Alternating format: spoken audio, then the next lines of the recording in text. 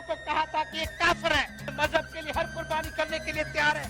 कायदे अवाम का खिताब पाने वाले पाकिस्तान के पहले मुंतखब वज़ीर आज़म जुल्फ़िकार अली भुट्टो 5 जनवरी 1928 को सर शाहनवाज़ भुट्टो के यहाँ लाड़काना में पैदा हुए। जुल्फ़िकार अली भुट्टो सर शाहनवाज़ के तीसरे बेटे थे। उनका सबसे बड़ा भाई सिकंदर अली 1914 में सिर्फ 7 साल की उम्र में नमूनिया के बायस जहाँ फानी से गया, जबकि 1953 में उनका दूसरा भाई फौत हो गया।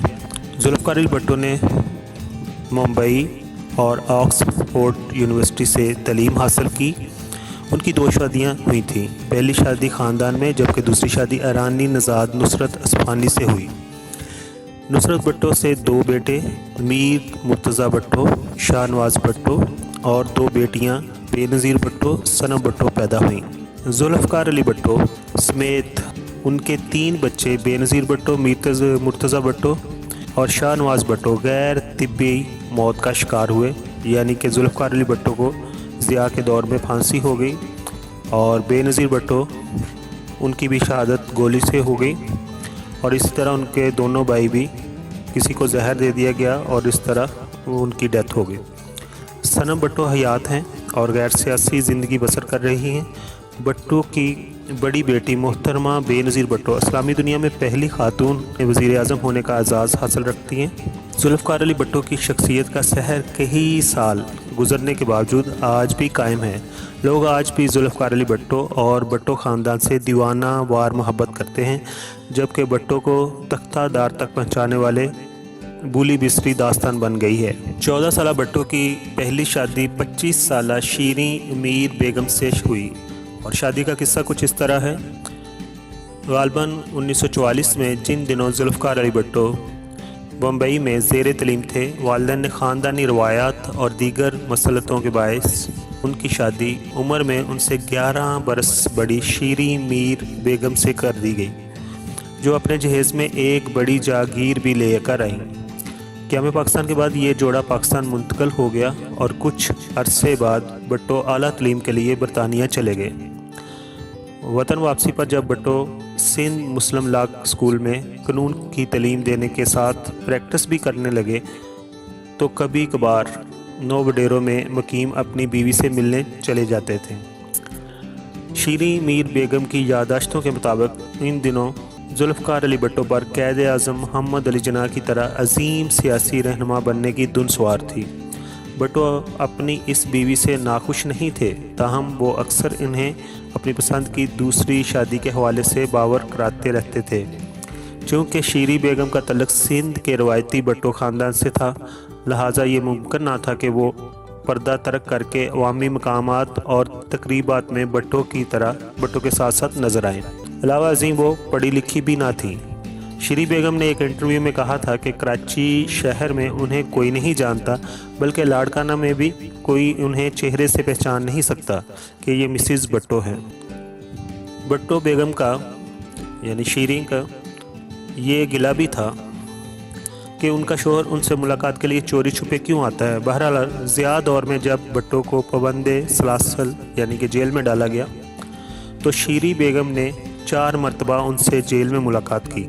ज़ियाउल हक़ ने सिर्फ शीरीं बेगम को ये इजाज़त दी थी कि वो अपने शोहर जुल्फ़िकार अली भुट्टो का आखिरी दीदार कर लें। शीरीं बेगम से भुट्टो की कोई औलाद ना थी, ताहम उन्होंने लुबना नामी एक लड़की को गोद ले रखा था। शीरीं बेगम 19 जनवरी 2003 को दिल का दौरा पड़ने के बायस लाड़काना में इंतकाल कर गई। उस वक़्त उनकी उम्र 82 बरस थी और उन्हें भी शीरीं बेगम को भी भुट्टो ख़ानदान के आबाई कब्रिस्तान गढ़ी खुदा बख्श में दफन किया गया। जुल्फ़िकार अली भुट्टो की दूसरी शादी नुसरत असफ़ानी से हुई और उसका किस्सा कुछ इस तरह है। बेगम नुसरत भुट्टो ने एक इंटरव्यू में उन्होंने कुछ इस तरह बताया था कि वो पहली बार मुंबई के करीब वाक़या एक सियाहती मकाम खंडाला में जुल्फ़िकार अली भुट्टो और उनके ख़ानदान से मिली थी। उस वक़्त नुसरत की उम्र महज 11 बरस थी। उस मुलाकात के बाद नुसरत और भुट्टो की बहन मुनव्वरुल इस्लाम में दोस्ती हो गई, ताहम अगले 9 बरस तक नुसरत और भुट्टो का दोबारा आमना सामना ना हो सका। 1949 में दूसरी मरतबा मुनव्वरुल इस्लाम की शादी के मौके पर दोनों की दूसरी मुलाकात हुई। اور سینٹ جوزف کالج کراچی سے تعلیم ختم کرنے کے بعد جب نصرت نے غالباً 1951 میں نیشنل گارڈ میں بطور کیپٹن شمولیت اختیار کی تو ایک روز انہیں فوجی وردی میں دیکھ کر بھٹو بے حد متاثر ہوئے اور انہیں شادی کی آفر کر دی۔ انہی دنوں ذوالفقار علی بھٹو امریکہ میں پڑھ رہے تھے اور کہا جاتا ہے کہ نصرت کو مسٹر بھٹو یوں تو اچھے لگتے تھے لیکن ان کی پہلی شادی کا سوچ کر انہوں نے شادی سے انکار کر دیا۔ جب نصرت نے شادی سے انکار کر دیا تو ایک روز مسٹر بھٹو نصرت کے والد مرزا محمد نجف کے ہاں چلے آئے اور وضاحت کی کہ پہلی شادی ان کی مرضی کے بغیر محض 14 برس کی عمر میں کر دی گئی تھی اور اس بیوی سے ان کی کوئی اولاد بھی نہیں ہے، جبکہ وہ نصرت کو بے حد چاہتے ہیں، اس لیے وہ اپنی بیٹی کو ان سے شادی کے لیے راضی کریں۔ مرزا نجف بھٹو کے دلائل سے قائل ہو گئے اور بعد میں انہوں نے اپنی بیٹی کو بھی اس شادی کے لیے قائل کر لیا۔ یہاں اس بات کا تذکرہ بھی ضروری ہے کہ بھٹو نے اس شادی کے لیے اپنی پہلی بیوی شیریں امیر بیگم کو بھی اعتماد میں لیا، بلکہ 1951 میں جب ذوالفقار علی بھٹو اور نصرت اصفہانی رشتہ ازواج میں منسلک ہوئے تو امیر بیگم کے والد یعنی بھٹو کے پہلے سسر نے اس نو بیاہتا جوڑے کو کراچی کلب میں عشائیے پر مدعو کر کے اعلیٰ ظرفی کا مظاہرہ کیا اور پھر زندگی بھر نصرت بھٹو کو شیریں امیر بیگم سے کوئی شکایت نہ رہی۔ اس نوجوان جوڑے نے اپنا ہنی مون پیرس اور روم میں گزارا، لیکن کہ چونکہ ابھی ذوالفقار علی بھٹو آکسفورڈ یونیورسٹی میں زیر تعلیم تھے اس لیے انہیں واپس ہاسٹل میں رہنا پڑا، جبکہ ایک نئی نویلی دلہن ہوٹل میں مقیم ہو گئیں۔ بھٹو اپنی محبوب بیوی کو نصرتم یعنی میری نصرت کہہ کر پکارتے تھے۔ 1953 میں اس جوڑے کو بے نظیر بھٹو کی صورت میں اولاد کی نعمت سے نوازا گیا اللہ تعالیٰ کی طرف سے۔ بھٹو کو میدان سیاست میں اتارنے کا سہرا بھی نصرت بھٹو کے سر ہی ہے۔ دراصل گورنر جنرل اسکندر مرزا کی بیوی ناہید مرزا نصرت کی بہترین دوست تھی اور نصرت نے ہی پہلی بار بھٹو کو پاکستان کے سیاسی زعما سے ملوایا۔ اس لیے صدر فیلڈ مارشل جنرل محمد ایوب خان نے نوجوان ذوالفقار علی بھٹو کو پہلے وزیر تجارت اور پھر وزیر خارجہ بنایا۔ 1967 میں جب بھٹو نے ایوب خان کی کابینہ چھوڑنے کا فیصلہ کیا تو نصرت بھٹو نے پاکستان پیپلز پارٹی کے خواتین ونگ کی قیادت سنبھال لی۔ پاکستان کی سیاسی تاریخ میں بیگم نصرت بھٹو کو خاص انفرادیت حاصل ہے۔ وہ ایک منتخب وزیر اعظم کی بیوی، پہلی خاتون وزیر اعظم کی ماں اور صدر مملکت کی ساس ہونے کے علاوہ ملک کی کسی بھی سیاسی جماعت کی پہلی خاتون سربراہ ہے۔ 1977 میں ضیاء الحق کی جانب سے جمہوری حکومت پر شب خون مارنے کے بعد بھی نصرت بھٹو نے ایک وفادار اور ثابت قدمی بیوی کا کردار نبھایا۔ 19 مئی 1978 سے لے کر 3 اپریل 1979 تک نصرت بھٹو نے کم و بیش 41 مرتبہ اپنے شوہر سے سینٹرل جیل راولپنڈی میں ملاقاتیں کی۔ 1982 میں پھیپھڑوں کے کینسر کی تشخیص ہونے کے بعد بیگم نصرت بھٹو کی مشکلات میں اضافہ ہونے لگا۔ شوہر کی پھانسی اور جوان بیٹوں کی ناگہانی موت کے بعد کینسر کے مرض سے نے انہیں نڈھال کر دیا۔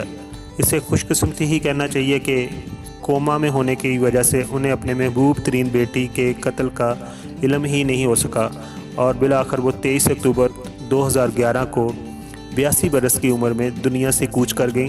انہیں مادر جمہوریت کا خطاب دیا گیا۔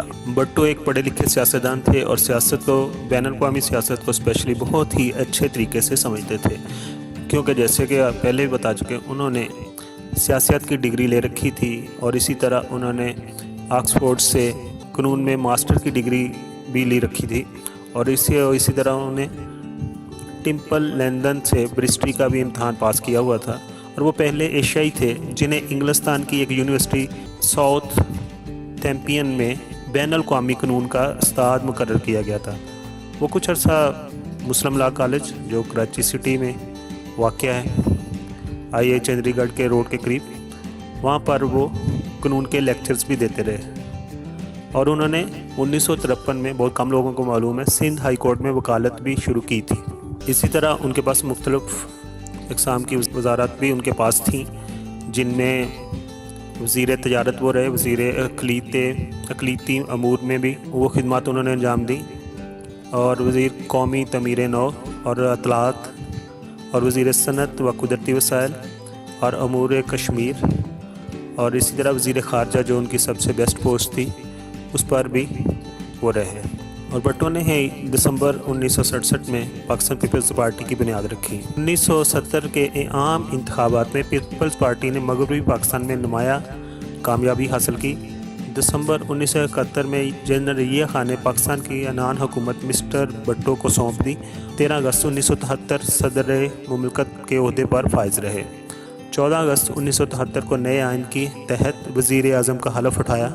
1977 के आम इंतखाबात में धांधलियों के सबब मुल्क में खाना जंगी की कैफियत हो गई और 5 जुलाई 1970 को जनरल मोहम्मद ज़ियाउल हक ने मार्शल लॉ नाफिज कर दिया। अब बात करते हैं कि ज़ियाउल हक ने जुल्फ़िकार अली भुट्टो को फांसी क्यों दी। उस वक़्त एक सियासतदान मोहम्मद अहमद खान कसूरी एक नामवर कानूनदान थे जिनका शुमार वज़ीर आज़म जुल्फ़िकार अली भुट्टो के मुखालफिन में होता था। उनके साहबजादे अहमद रज़ा कसूरी के हमरा वो सफ़र कर रहे थे कि उनकी कार पर किसी ने फायरिंग कर दी और नवाब मोहम्मद अहमद कसूरी हलाक हो गए। ताहम उनके बेटे अहमद रज़ा कसूरी जो कि मुशर्रफ के दौर में वज़ीर भी रहे थे वो महफूज रहे और उन्होंने इस हमले और अपने वालिद की हलाकत की जिम्मेदारी जुल्फ़िकार अली भुट्टो पर आयद करते हुए ये मौक़िफ़ इख्तियार किया कि ये हमला उनके हुक्म पर कराया गया था और वज़ीर आज़म जुल्फ़िकार अली भुट्टो के खिलाफ कत्ल की FIR दर्ज करा दी।